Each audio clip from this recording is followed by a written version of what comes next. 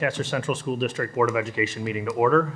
In the unlikely event, if we have to evacuate the room, please note the locations of the exits. At this time, I ask you to silence your cell phones and rise for the Pledge of Allegiance. Please remain standing for a moment of silent individual reflection. Pledge allegiance to the flag of the United States of America and to the republic for which it stands, one nation, under God, indivisible, with liberty and justice for all.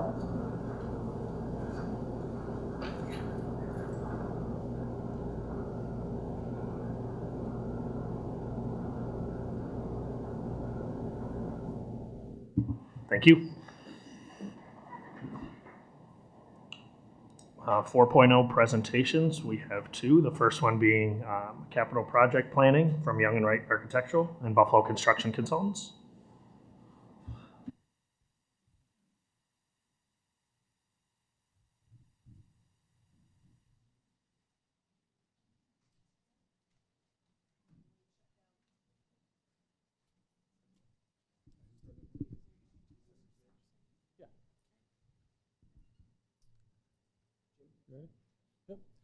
How are you? I'm Jim Hickey with Young and Wright Architectural. I'm here with Steve Sharowski and Joe Aramini from Buffalo Construction Consultants. Here, I'll let you press that. All right. So we're here basically we'll go through the agenda real quick. So we want to talk about the long-term plan for Lancaster. We're going to talk about the SES study. We're going to go through the renovations, which are currently underway of the 2015 project. We can kind of go through some of the photos of the things that have been worked on and are continuing to be worked on. We're going to talk about the upcoming projects as part of that. And then we're also going to start to talk about the future and long-term plan as far as Lancaster for work that's coming up and the building condition survey items that we've been presenting to you periodically. I think the last time we met in front of you was January of this year. So, all right, so the SES study is, as you know, we've completed a building condition survey that really focuses on the actual building itself, the physical nature of the building. The SES study evaluates the future and current enrollments and then starts to provide some recommendations to accommodate the growth of the community and as it's moving forward. So this report was completed in June of 2018 and was presented to you. So we've started to look at that. You want to flip to the next slide? So as you know, part of that study was has projected that for Lancaster, the enrollment is going to be increasing. And as their recommendation was to expand the existing facilities by adding some classrooms to a number of the buildings. So what we've started to do is look at the 4 basic scenarios that they've provided to us.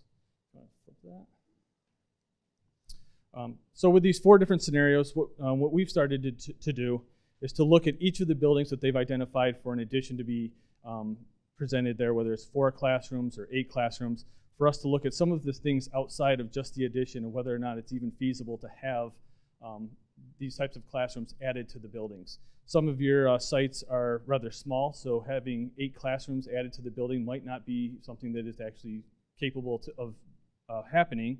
Then you start looking at programmatically.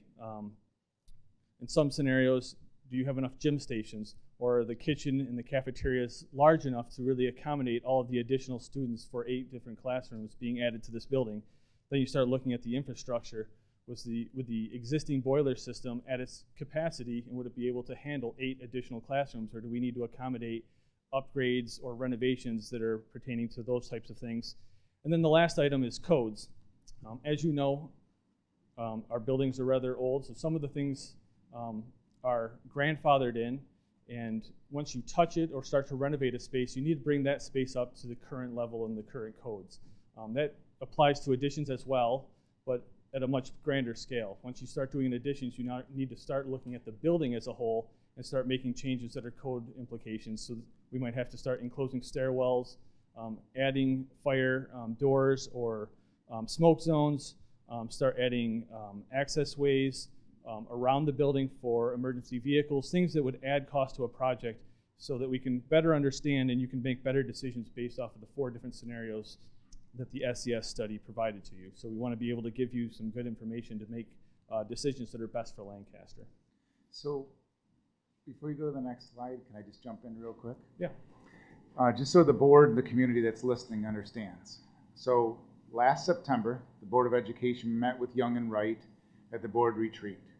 And at that time, the board said, hey, listen, we would like to do another capital project, make sure that the continuity of the team is in place, and also we know that it takes 2 years to do something. It was a good move last time, getting ahead of the game 2 years in advance, so we'd like to do that. If you remember correctly, Young and Wright did a presentation in January, and I know this was in the first slide, but I just want to hammer it home. So the Young and Wright came, and Buffalo Construction came, and they did a presentation in January, and said, we're ready to go.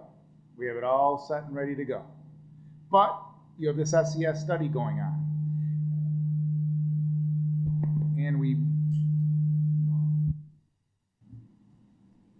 And we may learn a lot from this SES study, okay? And this SES study could change the parameters of the project and those kind of things. So we're here now. We finished the study Saturday of June. A focus group came in. Thank you to those 40 odd people that, not odd people, 40 some plus people. It's what? Is it really? Okay. Take it off. Take it off. All right. I'm not taking it off. So those people came in, and now we're looking at it. Now it's SES 2.0.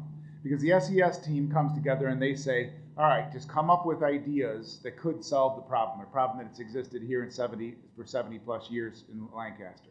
But now we kick it to the architects and the construction managers to find out, okay, if we were to add eight rooms to this particular building or whatever, what are the implications? And Jim has alluded to those. Would we need to expand cafeteria space? Would we get into new codes and have to expand? They're going to go into detail on that. Also, at the same time, we learned many great things that we can incorporate into this project to cut costs for the future. And they'll get into some of those right now. And third, I think most importantly, is the idea that now we're primed and ready to go after these things, not only from an architectural perspective, but also the board and the community will want answers to really important questions like, okay, you say that one of the options is a Princeton model pre-K through 3 sister schools in the north and the south.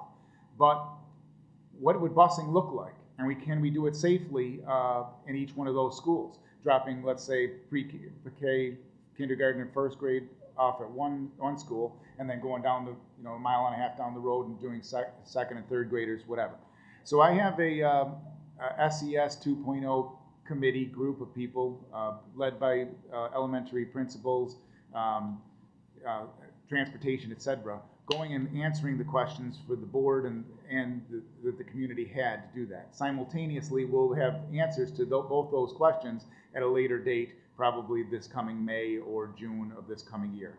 So not only will we have the study with all the data and everything else that's been shared on the website, but then we'll also have the answers to some of those questions. Transportation and those things. So I just wanted to hammer that home. So we're at the point right now where we can't make a decision in SES without the answers to those questions, but we need to move forward on a capital project, and you'll see why. Thank you, Doctor. Just looking here to go into a little bit of detail to explain what we've been looking at in particular. We've got a couple diagrams to show everybody. The first one here is of Court Street Elementary. One of the scenarios looked at expanding that building by 8 classrooms. What that could look like from a site perspective, we have the drop-off loop in front with the building plan overlaid behind it. If you add 6 classrooms and 4 classrooms, 10 classrooms in total, where would those fit on that site? That site does have a lot of land, but does it start to infringe on access to the fields behind it? Additionally, one of the newer code regulations is that new buildings and additions are required to have emergency vehicular access around the entire perimeter of the building. What that could mean in this instance is constructing a driveway around the entire back of the facility. In a sense, killing some of the soccer fields and the ability to be back behind the building. Doesn't mean it's the end of the world. There's alternatives and options, but until we start looking into the specifics of these, there's no way to know what the implications or what the costs of a project might entail if you wanted to put additions on one of your facilities. Similarly, a building like Como Park, which has two means of access to it already, with the drop-off loop in the back and the parking lot in front, might be situated in a way that would allow for a small addition to be put on it. But that building, as with all the other buildings, it has to be looked at in terms of how large the cafeteria is. Are there enough gym stations? Are there enough toilets in the building for an increased student population? Does this building need an elevator? There are 2 floors in the building and there is no elevator currently. There's never been a need for one, but if you're doing this work, what code implications are there that puts you in a spot where you'd want to make the right decision for 20, 30, 40, and 50 years down the line? So just to summarize that, there's a lot of work to be done looking at these various components and pieces. You have a large district with a large number of buildings, 4 buildings sort of in that K through 3 grade level, which would be impacted by this, and each of them with their own unique site conditions and considerations. John Sholey, that's very much a neighborhood school sort of at the dead end of a cul-de-sac. You have, Court Street and Como Park, which I referenced here. So it takes time to look into those various pieces, and as was already mentioned, we're going to be continuing to go and look into those items, look into the research, come up with cost implications of what these additions and scenarios would entail, and then being able to take that information, bring it back to you as a board, bring it back to the district, and sort of mesh that with the other ongoing investigations that were referenced, busing studies and all those other components that make up what could happen in the future moving forward here. So with that discussion on SES, we'd like to step here and take a moment to give you guys all an update on the progress of Renovations 2015 and the ongoing work in the Building Condition Survey. And to start that off, I'll pass the mic over here to Joe Armini from Buffalo Construction. Thank you, Steve. It's good to be at a board meeting and actually have a voice finally. So we'll start with Hillview Elementary. So Hillview, we completed last summer actually. It was actually a 2-summer process. I can move to this side, absolutely. So it was actually a 2-summer process for Hillview Elementary. The summer of 2016, we were able to go in there and do some floor abatement and redo the floors in those spaces, which allowed us really to get in the spaces in the winter of 2016, 2017 to start doing the MEP work and doing above ceiling work. And really what we did is we've upgraded basically all the classrooms inside that facility. New lights, new ceilings, new heating system, new unit ventilators in those spaces. SED requires us to have air exchanges, which that building didn't have. Everything was original in that building. So a lot of new upgrades that look good, but also were functional and met code requirements. So really the building got a facelift, but it was a lot more functional when it comes to code standpoint and everything else that we did in those spaces. So library was done, nurse suite was done. A lot of work was done in that building in a 3-year span, basically going back from the 2012 capital project and then spanning through the summer of 2017. So Hillview, it's a pretty good highlight we got of Hillview there. So next is the bus garage, which has been an ongoing project. Really a very cool project, nice building. I'm sure everyone has gone there, seen it. Obviously the last board meeting we did a walkthrough in there and showed you guys that space. So really state-of-the-art space, 18-acre site, completely developed from farmland basically.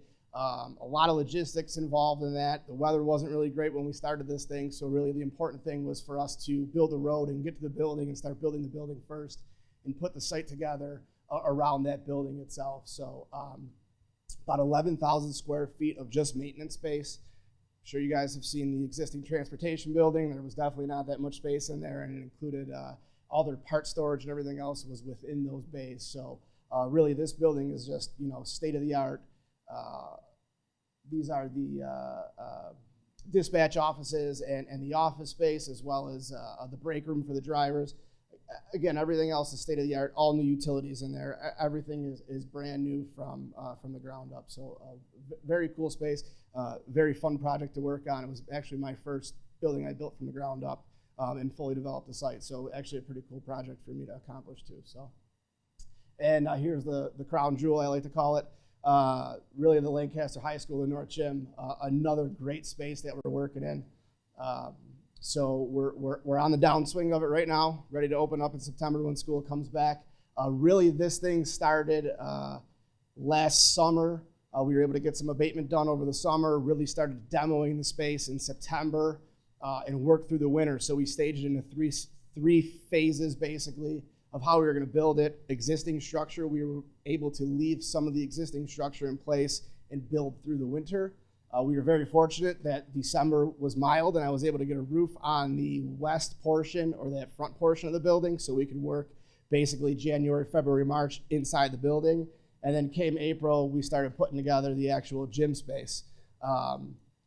These trusses right here, they were 30,000 pounds each. All right, they built them all on the ground in 3 different pieces, put them up in the air. Very cool process watching them go through this whole thing. And it's just really an amazing space. It's massive. These bowstring trusses are extremely unique to any construction that I've seen, and I think Young and Wright probably has designed before. So very, very unique space, very nice space. This would be the grand entry that they're showing here. One of the pieces I kind of wanted to talk about was kind of the master plan of this capital project. The master plan really was first the bus garage. We were able to accomplish that, move all the buses over to Walden Avenue. The next step was really to get this north gym accomplished, get that turnaround installed up front, similar to what we have on the south side of the high school, is now on the north side of the high school. Expand the parking on the north side, because that's obviously been an issue in the school district. So once we finalize this piece, it really rolls into the last portion of this master plan, and that's taking over the Java gym and continuing construction inside the high school with the Black Box Theater. So I will let Steve kind of take over from there.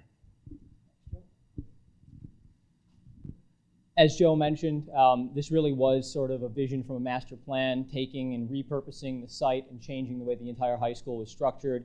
The final phase, which we've been sitting with the state for a good period of time now, it's sort of delayed some things and sort of held us up in some ways, but allowed us to reprioritize some other things in others, is taking over the old Java gym space and converting it into a couple different uses. The primary use being a black box theater and an art gallery, sort of facilitating and developing an arts core to the building. So next to the auditorium, you have a black box theater.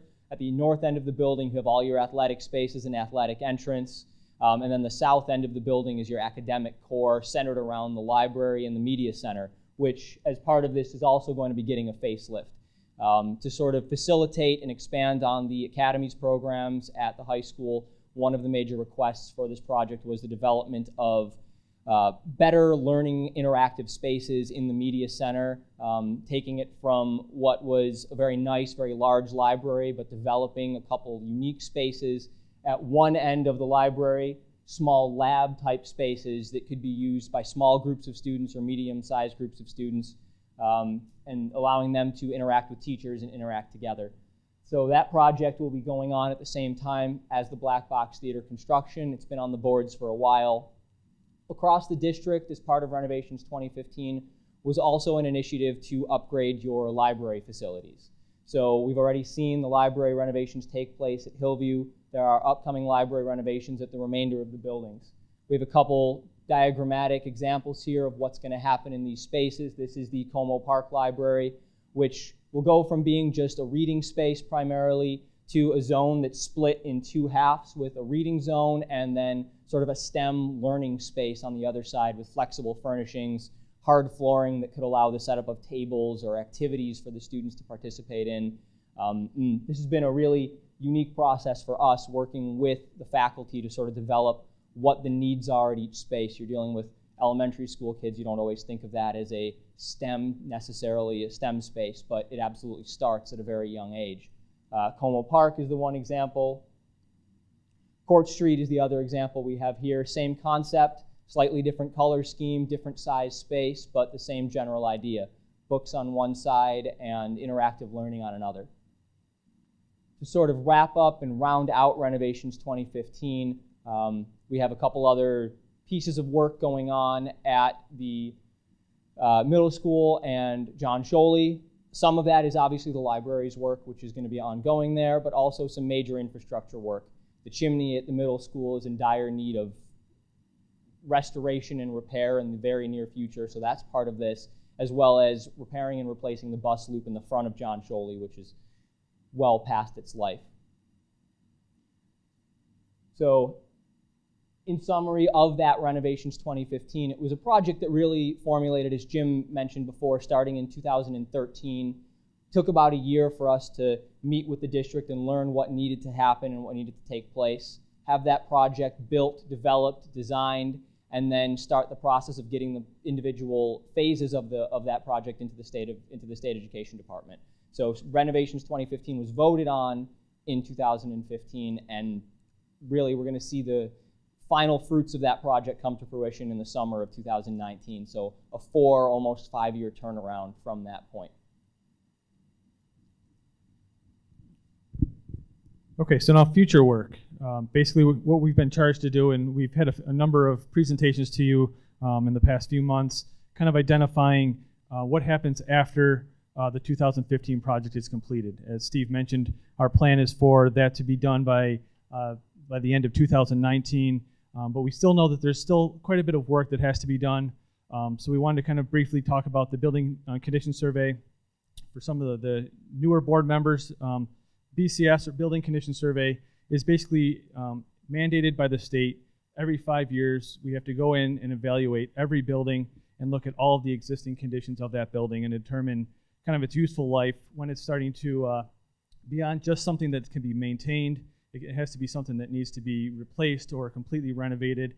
So you're talking about your floors, your ceilings, your windows, your concrete, asphalt, those types of things. So we really wanted to start going back to that 2015 survey and identifying the things that still needed to be addressed and things that need to be that really have to be attacked now, because they're within sort of the first 5 years, or something that has to be corrected. So looking ahead, what we're planning on doing, and as Stephen mentioned, one of the reasons why we're starting this conversation as early as we have is there's a lot that goes into sort of the planning of what this project and what this project scope should be. And then once you go out to a vote, and if the vote passes, you still have about 10 months worth of design work for the architects before we even get it into the state, which could be another 8 to 10 months for them to review it. So anything that we're discussing now that really need to be done immediately, you won't actually see construction happen for another 2 years. So that's why we're really bringing this up as something that really needs to be discussed at this time. So what we're going to do is go through some of the highlights of some of the scope that we're going to talk about for each of the buildings, and kind of identify and show you some of the photos of why they're of serious concern that really are required to be addressed at this time. So I get the fun task of showing all the ugly pictures. Just going in no particular order, going through the buildings in the district. Some of these pictures you guys may have seen before. If you're familiar with the buildings, you'll recognize a lot of the various areas. The district does a terrific job of maintaining the facilities that you have, but when you get buildings that are 50+ years old, there's a point where you can't do the basic renovations, you can't do the basic maintenance anymore without replacing entire systems. So at Como Park, some of the main needs really focus around and circle around the bus loop, windows, doors, the 1950s classrooms in particular, and some safety, security upgrades needing cameras, additional key fobs, and access points. Apologize if I'm getting in the way of any of you seeing the pictures here. We have some windows that have already been boarded up with insulation and plywood on the outside of the building. The rear bus loop behind the building doesn't have a designated area for students to really get dropped off, and that lot has been crumbling for the last 5 years. The classrooms, some of them have colorful pink and purple painted cabinetry from 1955. And then the front entry hall, terrazzo's durable, but you get 50 years of salt and kids trudging in every day. It's pitted, it has holes in it. It's something that really can't be repaired. Court Street, windows, masonry, doors, some heating systems, the parking lot, some code requirements. I'm going to start to develop a theme here as I go through some of these. The windows are the same generation Aero windows as they were at Como Park. Some of them have had to actually be screwed in place so that they don't fall out of the building. We've got plaster work from some water infiltration that's crumbling at some of the doorways. The lights, not only are they not LED, they're not energy efficient. A lot of the lenses are yellowing. They're 20, 30 years old in some instances. And the front parking lot, whereas a couple years ago the bus loop was repaved, that looks really nice. There's the new flagpole out there. There wasn't money at that time to address the remainder of the parking lot, which has been patched and patched and patched again, and is probably going to see some significant potholes again this coming winter that'll need to be repaired again in the spring. HILLVIEW, as Joe mentioned earlier, we've done a lot of work at HILLVIEW over the last 3 and 4 years, but there still are some loose ends that need to be addressed. Security cameras is always something that's a need. Some of the classrooms, the east wing of the building in particular, the old floor tile was not something that was removed in previous projects and is popping off in some areas. A lot of the classroom doors in that east wing are in rough shape, and the auditorium at HILLVIEW is something that needs some attention. The carpet's old, the seats are creaky and crumbling. There's some lighting issues that they've had to deal with, and the music department has adjusted over time, but not really within its useful life anymore. The high school, it is your biggest building in the district. There's been a lot of work on renovating the north end of the building, which really took the place of making major modifications and renovations to some of those old locker rooms that were on that side of the building. The same could be said for the current Java gym. If anyone's been in those locker rooms next to the current Java gym recently, the fact that those are going away is a blessing, I think, in a lot of ways. But facilities upgrades, same thing here. Windows, masonry, the metal panels on the outside of the building between the windows, the tennis courts and lighting, some of the science rooms, and the millwork in the science rooms dates back to the 1969 era. Not necessarily functional. The windows here have a lot of plaster damage around them from water infiltration. The air handling unit and the air system in the field house. If you've been in there when the units are running in the winter, you'll know that there's almost a breeze blowing across the entire space. That unit is not really designed for what that space is being used for nowadays and needs to be modified and changed. And then the tennis courts. Before it becomes a real safety hazard, those should be replaced. They're already cracking and starting to fall apart. In addition, there is some work that was talked about in the previous project. Some of the items pertaining to LEAF and to those items where the money was not available to actually have that work completed and sort of take the district to that next step of completing the exterior renovations and making it really a wow space from behind the new gymnasium to the back of the site. The turf field with field lighting behind the field house, paving Stendhal Drive, making it a nicer driveway back to the baseball fields and the softball fields at the rear of the site, and then finishing up some of the more decorative elements near the front entrance just to the north now that the buses are gone and the transportation building is not going to be used for buses and maintenance anymore. Having that be a more welcoming environment for the students, for visitors to the football games, to the soccer games, to lacrosse, to the track and field. John Sholey, back in the same generation again as the other elementary schools. Classroom floors, ceilings, code-required ventilation.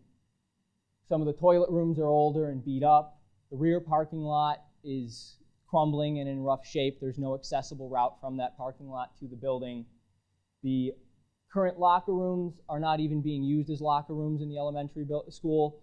They're being used as sort of a mixed-use space right now. You can see some of the ceiling tiles falling down from those areas, reconverting those for what they could be used now, whether it's toilet facilities, special education classrooms, and taking advantage of that open space in the building for better usage. The middle school, maybe the most beautiful original building in the district, 1922 original construction with multiple additions tacked on to the back of it. The front of the building is in rough shape in a lot of ways. The first floor and some of the elements have already been renovated and fixed up. That first floor with the new flooring, the new lighting, new ceilings. The upper floors haven't had the same treatment yet. They need flooring, they need lights. Classrooms have mismatched tile that's nicely waxed and kept in good shape, but how much longer that's going to last. Lighting in the corridors, non-LED, the same issues. They're old, they're not energy efficient. A lot of the windows around the building, particularly in the 62 side of the building, are delaminating, the seals are breaking, and they actually leak in the winter. And then the wonderful reality that a lot of the basement and the crawl space areas, not accessible to students, but that encases all your piping, has hazardous materials embedded in it from the original construction, making maintenance very, very difficult, and a lot of safety precautions that have to be taken into account when your staff does the work in those spaces. And then William Street School, last but not least, it just happens to be at the end of the alphabet. The building is 20 years old, which means it's now becoming eligible for state aid. What that means is that you haven't been able to perform work on that building aside from maintenance projects for 20 years. And unfortunately, some things aren't built the way they were 1,000 years ago.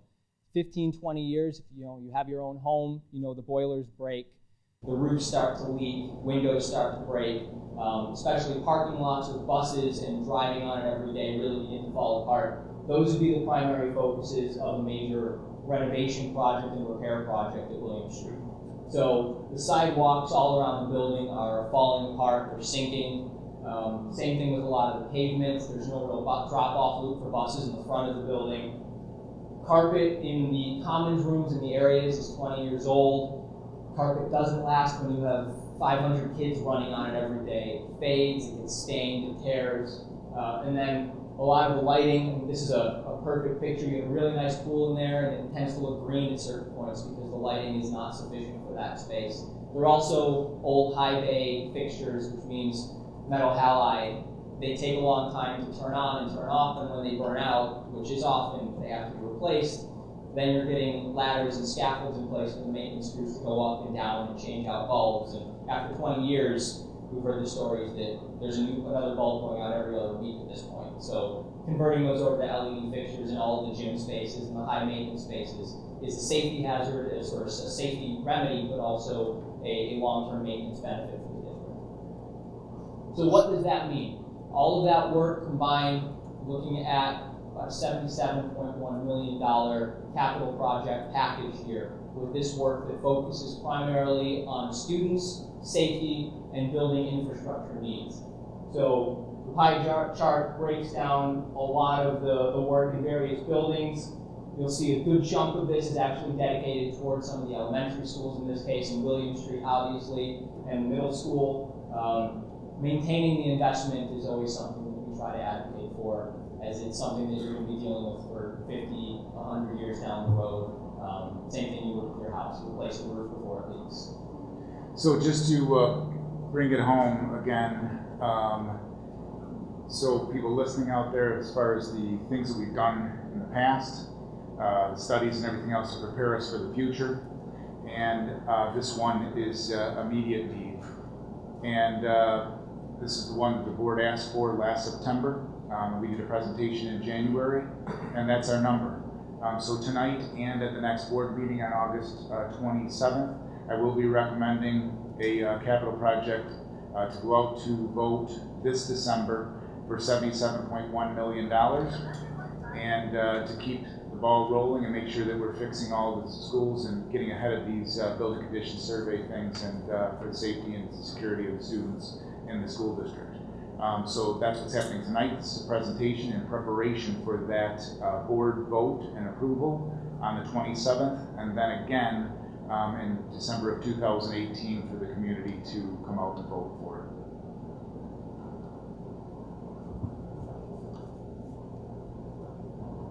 Anybody from the board have any questions, concerns?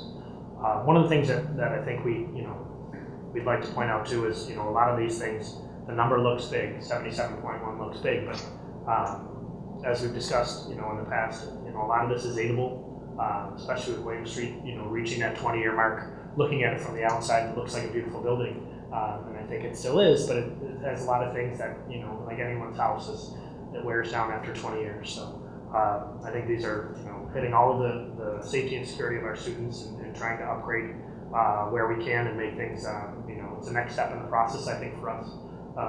And it's something that I support, and I hope the community supports as well. So.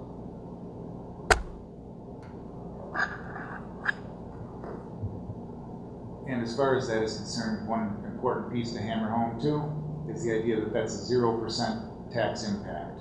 $77.1 million. The voters will be voting on a 0% tax impact.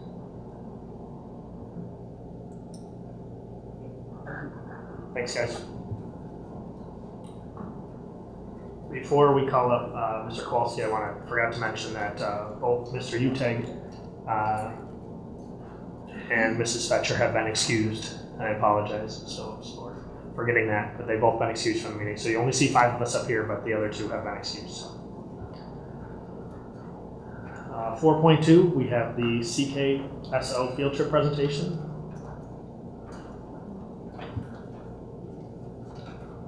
Hello, everyone. We've done these microphones. Work the video. I'm Ken Kowalski, middle school band teacher and director of the Carnival Kids Steel Orchestra.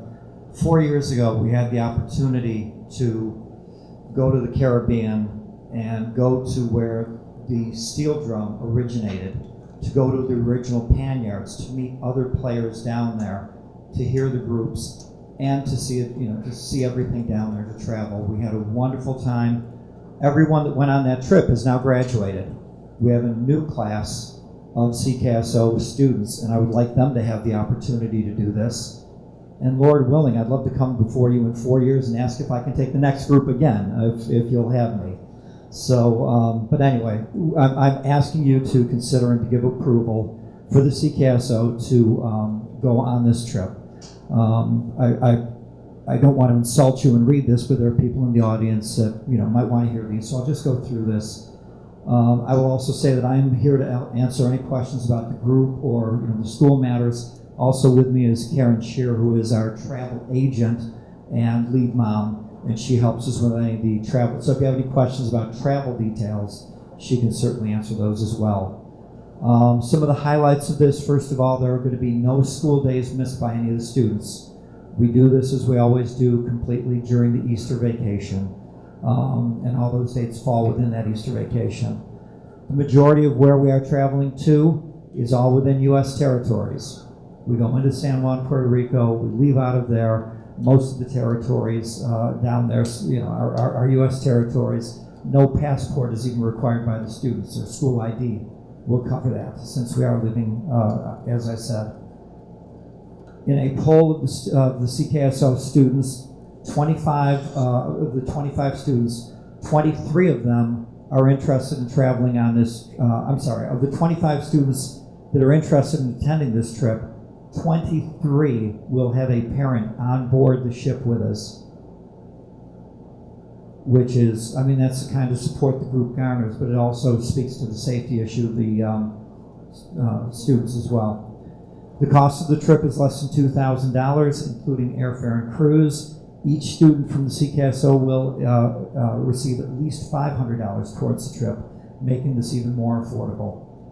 CKSO major trips like this are alternated with the marching band to make it affordable for the parents and not to put too much financial strain. So this is something we work out with the marching band and Mr. Goss as well. Last year's trip was a bus trip to DC, and it didn't cost that much to our parents.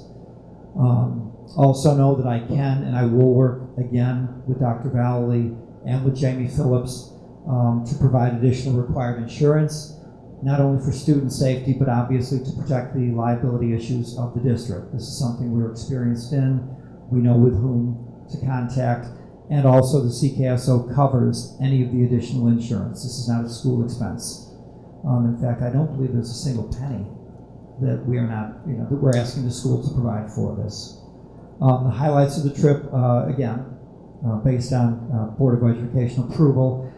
4 years ago, we went to the Rising Stars Panyard. Now, we're a large group of 25 students. Imagine 125 steel drummers in one place, all playing. And this is how the steel drum originated. We got into their panyard, then we got to eat with the kids, to meet them. It's a musical experience. It's a multicultural experience. It's a travel experience. It was just so wonderful.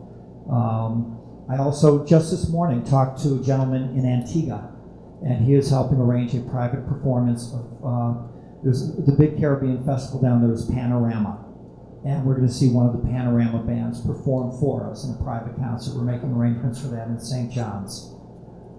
We travel with both a nurse and, as I mentioned, we travel with a travel agent to help the safety of the trips. We have always had safe and successful trips. We've never come to you with a problem that's arisen from the trips. And we do realize the trip is subject to the U.S. Homeland Security Advisory System. That's a given at these times. So just summing up, in my opinion, travel is a wonderful, glorious gift. The ability to see, embrace, and meet a variety of cultures is a wonderful experience, especially in a time that I think we need more understanding of the lives of others, more than simply those in our own backyard. We're in a wonderful and unique position to offer our students this once-in-a-lifetime high school experience, creating memories that will truly last a lifetime.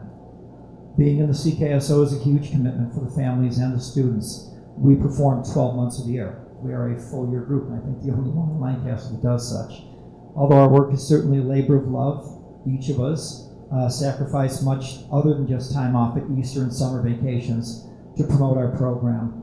And in light of that, I'm just going to ask that you consider this, and if there are any questions,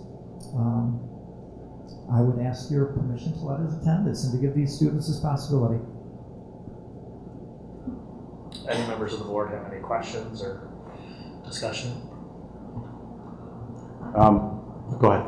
You go first. Just a quick question. Each student will receive at least $500 towards the trip. Yes. Where does that come from? That comes from the sale of our CD. That comes, certainly there are performances that we do at no cost. Veterans Hospital, handicapped children, there are many things we perform at each year. Some places are able to offer us donation and for a performance, and we take that and that goes into our extracurricular account, which is of course watched over by Beth Ulrich and everything else. We do have the funds to provide that on our own to our students to help the cost of the trip. Thank you. You're welcome. Mr. Kowalski, so first of all, I think this is a great trip, and I've seen you guys perform in many sort of different venues. The only thing I would ask, though, is I would insist that you'd have a board member attend. And my birthday is actually April 24th, so I'm not volunteering, but I really feel like we have to make that happen. So Can we get one more room? Yeah. One more room, No, one more I cabin. think for all the reasons you named, I think this is a really good idea and a great experience for the students. So good work. Thank you. Anyone else? I just wanted to mention. While Mr. Kowalski's standing there, I just wanted to read a letter. Dear Dr. Vallely, this is from Bill Houston, Angola Park. The Lancaster School Steel Orchestra presented an outstanding program at the gazebo in Angola Centennial Park on Wednesday, July 18, 2018. We have been presenting the Wednesday evening lawn chair concert series for 35 years, and this week's was one of the very best programs we have ever had at the park. The director, Ken Kowalski, related extremely well to the student musicians and the audience. It was evident to see the musicians were enjoying themselves while presenting the program. You could sense their enthusiasm by the looks on their faces and their body language. The explanations Mr. Kowalski gave about the history of the steel drums and the Lancaster group was very interesting. The audience, which consisted of hundreds of concert attendees, expressed their enthusiasm throughout the concert, and especially at the end with a lengthy standing ovation, which seldom happens. Your Lancaster schools, the parent group, the director, and especially the students are due a great deal of credit for the fine program that speaks well for Lancaster, and especially the youth involved in the program. I'll tell you, this is just one of many things that I get as superintendent, and I think I always direct to the Board of Education, but I'd like to thank you personally. Even on my phone, I think it was in the last 2 weeks, I got a video of you guys playing at a nursing home. And the person said, my sister and mother are enjoying the CKSO at the nursing home. They made many old folks happy today. So I wanted to just highlight all the great things that you and your group do. This is a labor of love. I think you get like 22 cents an hour. So I want you to know that I know that. I want you to know that they all know that. And thank you on behalf of so many other people that are experiencing great things that you personally put together. So thank you. Thank you so kindly. I've mentioned it at several shows. I would do this for free. I say don't tell the school board, but I would do it for free because it's an honor to work with these students, and I'm just so proud of them and the support we get from the Board of Education in Lancaster. I'm a music teacher for a long time. Many of my colleagues that I went to, they can't say that in the districts that they're in, that they feel the appreciation that I've received for so many years in Lancaster here, and I'm truly blessed. I'm blessed with everything I'm given, so thank you. I know it's not listed as an action item, but I move that we make it an action item. So can I have a motion to accept the field trip for the CKSL? Is this including my attendance? Yeah. So moved. Second. And third. Any more discussion, I think, is fine. All those in favor? Aye. Those opposed? So moved. Mr. Kowalski, good luck. We'll look forward to many opportunities to listen to the kids play, and thank you for all that you do for our kids here in the district. I think we all, speaking for all of us, even the ones who aren't in attendance, who appreciate the things that you all do for us. So thank you. I'm honored. Thank you so very much.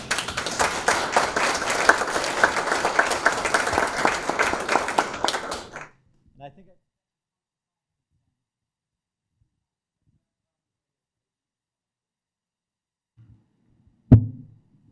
Okay, 5.0 correspondence. Anybody on the board have any correspondence they'd like to report? Seeing none. Move to 6.0 approval of minutes. 6.1, can I have a motion to approve the meeting minutes from the July 9th reorganizational meeting? Any questions or discussion? All those in favor? Aye. Those opposed? So moved. 7.0, items from staff organizations. Any members of the Lancaster Administrative and Supervisory Association? Anyone from the Lancaster Central Teachers Association? The first thing is to recognize all the teachers that are working on curriculum work this summer and putting their time in, and it's been amazing. As well as all the hiring committees that have taken place, which is a good thing, obviously, that we just keep bringing people in. But I know many of them have met over the summer to complete that as well. We're looking forward to the new teacher welcome on the 30th. And last but not least, the benefit. We are rolling, but we still are looking for donations. We have tickets tonight. Kelly and I brought tickets with us if anybody wants tickets tonight. Or if you have anywhere to hang posters to help us with whatever we can get. We are 6 weeks away, so we're busy. Thank you, guys. Thank you, Mrs. Cohen. For those who are watching this after the fact, there is a benefit to help the Pursuta family, September 22nd, I believe. If you are interested or involved and want to get involved, I'm sure there are many members of the LCTA who can help you with that. So thank you. Anybody from the Lancaster Association of Service Personnel? And anyone from the Lancaster Association of Substitute Teachers? Okay, 8.0 board reports. Anybody on the board have anything to report? Just quickly, I did attend the All-Western New York Kensington Lions football game a couple weeks back. And I think we had three Mr. Andreessen, Mr. Hersey, and Mr. Damiani all performed very well, by the way. The South destroyed the North. And I think we also had representation from our cheering squad there. So I just wanted to say, again, Lancaster was there representing. They did a great job. It was great to see those young men get out there and really perform well, and again represent Lancaster. So a lot of people were in attendance. It was a pretty neat thing to see. Thank you, Mr. Jackson. Agreed. Even though summer seems like the off time, our students are still out there. Teachers are still out there preparing and getting ready for the school year. So 9.0 Superintendent's Administrative Report. I know we forgot about that last month, but I think I've said enough for tonight. So seeing that, okay, 10.0 new business, old business. Any old business that we need to report at this time? Okay, 11.0 new business, 11.1 personnel items, 11.1.1. Can I have a motion to accept the personnel changes? Any discussion? All those in favor? Aye. Those opposed? So moved. I believe we have at least one member who has been approved, and I know in the past we've recognized them. So we'd like to welcome you, Danielle Grismala. Welcome to the team who's special education, I believe. So thank you and welcome.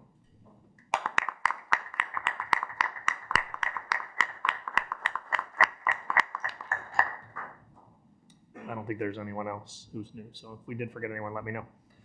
11.1.2, can I have a motion to appoint the Title IX officer?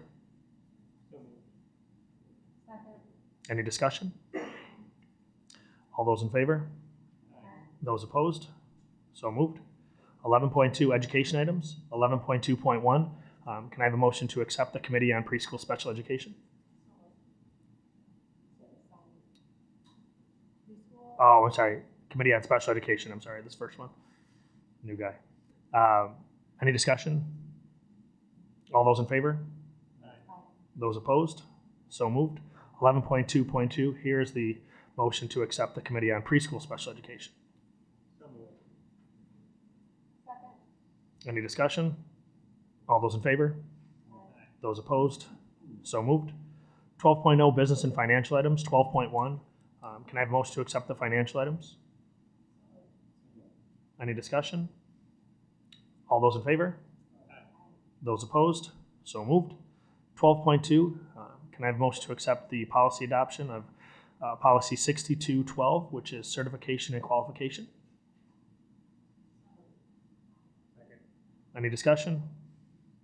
All those in favor? Those opposed? So moved. 12.3, can I have a motion to accept the policy adoption 7242, which is for military recruiters and institutions of higher education? Any discussion? All those in favor? Those opposed? So moved.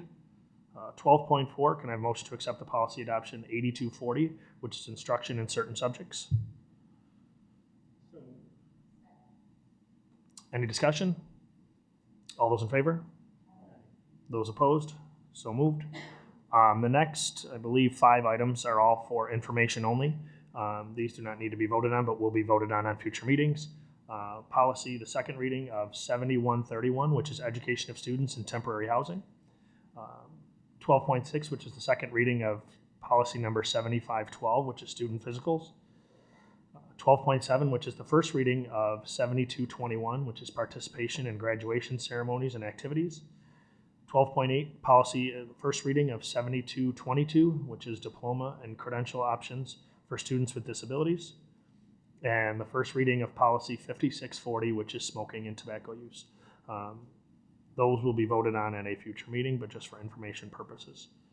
Those are on the agenda here. All right, 12.10 is a bid award for athletic equipment and uniforms and supplies. Can I have a motion to accept that bid award? Any discussion? All those in favor? Those opposed? So moved. 12.11, which is a bid award for printing. Can I have a motion to accept the printing award bid? Any discussion? All those in favor? Those opposed? So moved. 12.12, which is a donation acceptance. Can I have a motion to accept the donation acceptance from the John A. Sholey PTO? Any discussion? The one thing I will bring up, if you didn't see it in the board minutes, this is the third such refillable water bottle station that has been donated by the John A. Sholey PTO. If you haven't had a chance to use those, and I use them all the time, they're fantastic for students to refill. Nothing healthier for the kids to drink than water. So thank you to the John A. Sholey PTO for their constant support for the third water fountain in that building. So I believe we already voted. So all those in favor? Those opposed? So moved. 12.13 is, can I have a motion to accept the food service operating reports for June of 2018? Any discussion?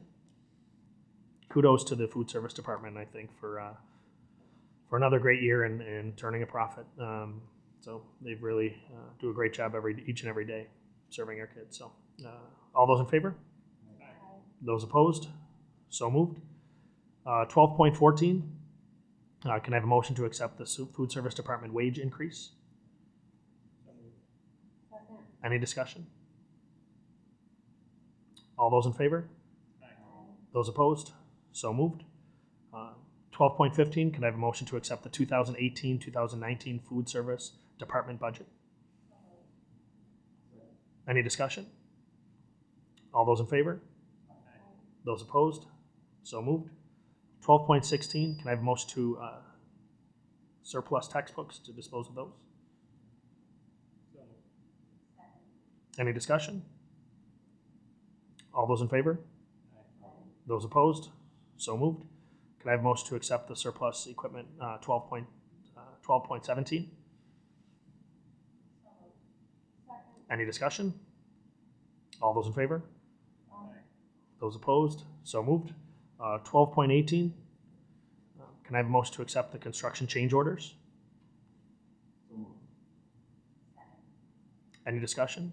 More questions? Again, we have Joe Armini here, if he got a chance to speak before, but probably doesn't. We don't need him speaking. All those in favor? Those opposed? So moved. 12.19 is a contract with the International Institute of Buffalo. Can I have a motion to accept that? Any discussion? All those in favor? Those opposed? So moved.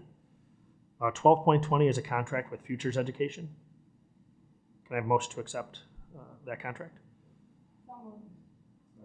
Any discussion? All those in favor? Those opposed? So moved. 12.21 are the 2018-2019 district goals, not to be confused with the 2018-2019 Board of Education goals, which we will adopt at our retreat in September. But can I have a motion to accept the 2018-2019 district goals? Any discussion? All those in favor? Those opposed? So moved. 12.22, can I have a motion to accept the budget amendment for the bus purchase? Any discussion? All those in favor? Those opposed? So moved. 12.23, can I have a motion to accept the 2018-2019 tax rate? Any discussion at all? All those in favor? Those opposed? So moved. 12.24 is just to amend the 2018-2019 budget meeting locations. For information, the original location had us going to Lancaster Middle School in September and then Lancaster High School in October, but with the completion of the new gym at the high school, we're going to flip-flop those, so the high school will be in September, so we'll be able to see all of the wonderful things that are happening at the high school in September, and then October we'll go to the middle schools. That's just for information only, and it has been reflected, I believe, on the website as well. So, 13.0 is the public hearing. Seeing no one signed up for the public hearing, we'll go to 14.0.